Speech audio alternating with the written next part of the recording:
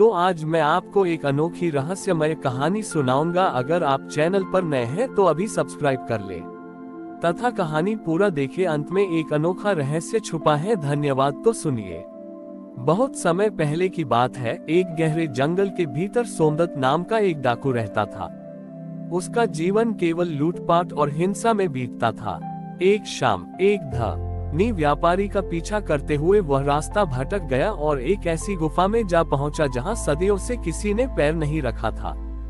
गुफा के बीचों बीच एक बहुत ही प्राचीन और दिव्य शिवलिंग था, जो पूरी तरह से जंगली लताओं और झाड़ियों से ढका हुआ था। सोमदत्त थककर वहीं बैठ गया। रात के अंधेरे में उसे शिवलिंग के पास एक चमकती हुई मणिकंठ सर्प, एक दिव्य सांप दिखाई दी। सोमदत्त ने सोचा कि यदि वह इस सांप की मणि छीन ले तो वह रातों रात दुनिया का सबसे अमीर आदमी बन जाएगा। उसने अपनी तलवार निकाली और सांप पर वार करने के लिए आगे बढ़ा। लेकिन जैसे ही उसने प्रहार किया, वह सांप शिवलिंग के चारों ओर लिपट गया। सोमदत्त की तलवार गलती से शिवलिंग के ऊपर जमी काई और झाड़ियों पर जा लगी। अचानक उस प्रहार से शिवलिंग के ऊपर जमी सारी गंदगी साफ हो गई और एक अद्भुत प्रकाश फैला। सोमदत्त डर के मारे पीछे हट गया। उसी क्षण गुफा में एक गूंज उठी। सोमदत्त को लगा कि महादेव क्रोधित होंगे, लेकिन तभी आकाशवाणी हुई, हे सोमदत्त, वर्षों से इस स्थान पर कोई नहीं आया था। अनजाने में ही सही, पर आज तुमने अपनी तलवार से इन कंटीली झाड़ियों को हटाकर मेरा अभिषेक किया है और मुझे इन बंधनों से मुक्त किया है। सोमदत्त का हृदय ये सुनकर कांप उठा। उसे अपनी क्रूरता पर ग्लानि होने लगी। वह रोने लगा और बोला, प्रभु, मैंने तो आपको नुकसान पहुंचाने की कोशिश की थी। आप मुझ जैसे पापी पर प्रसन्न कैसे हो सकते हैं?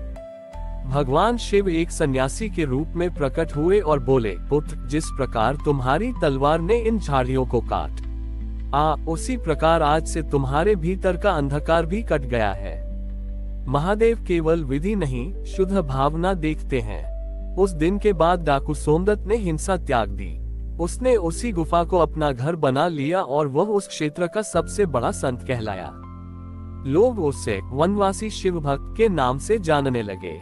उसने अपना शेष जीवन उन लोगों की सेवा में लगा दिया जिन्हें उसने कभी लूटा था।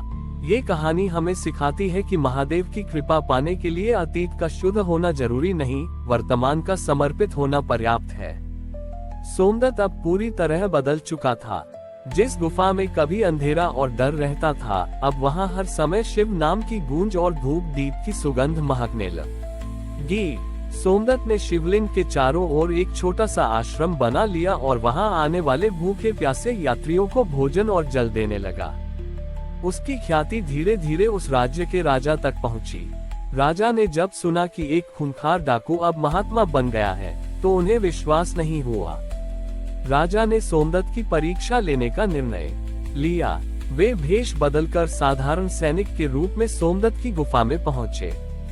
राजा ने देखा कि सोमदत्त एक बुरी बीमार महिला की सेवा कर रहा था और उसे अपने हिस्से का भोजन खिला रहा था। राजा ने आगे बढ़कर कहा, महात्मा, सुना है आपके पास महादेव का दिया हुआ कोई गुप्त खजाना है, क्या आप उसे मुझे दिखाएंगे? उद्धरण चिन्ह। सोमदत्त शांति से मुस्कुराया और उसे शिवलिंग के पास ले गया। उसने एक कोने में रखी अपनी वही पुरानी जंग लगी तलवार उठाए और राजा के चरणों में रख दी। सोमदत्त बोला, राजन, मेरा सबसे बड़ा खजाना ये तलवार है। इसने कभी रक्त बहाया था, पर आज ये मिट्टी खोदकर औषधि के पौधे उगाने और दूसरों के लिए रास्ता साफ करने के काम आती है। महादेव का असली खजाना धन दौलत नहीं, बल्कि बदला हुआ हृदय है। राजा सोमदत्त की बात सुनकर स्तब्ध रह गए। उसी समय गुफा की दीवारों से जल की नन्ही धाराएं फूट पड़ी, जो सीधे शिवलिंग का अभिषेक करने लगी। यह महादेव की मौन स्वीकृति थी कि वे सोमदत्त के सेवा भाव से अत्यंत प्रसन्न हैं। राजा ने सोमदत्त से प्रभावित होकर वहीं एक विशाल धर्मशाला बनवाई ताकि दूर दूर से आने वाले भक्तों को आश्रय मिल सके। वर्षों बाद जब सोमदत्त का अंतिम समय आया, तो उसने अपनी तलवार शिवलिंग के पास रख दी और ध्यान मुद्रा में बैठ गया। कहते हैं कि उसके प्राण निकलते ही वह पुरानी तलवार सोने की हो गई और फिर धीरे धीरे फूलों में बदल गई। महादेव ने अपने इस भक्त को संदेश दिया कि जो हिंसा का मार्ग छोड़कर प्रेम का मार्ग चुनता है, उसका जीवन अंततः दिव्य सुगंध की तरह संसार में अमर हो जाता है। हमारी और भी आध्यात्मिक एवं अनोखी कहानियां देखने के लिए हमारे चैनल पर जाएं तथा धार्मिक एवं पौराणिक अनोखी कहानियां हमारे चैनल पर है। कृपया जाके देखें तथा हमारे चैनल को सब्सक्राइब करके रखें और वीडियो लाइक जरूर करें। धन्यवाद।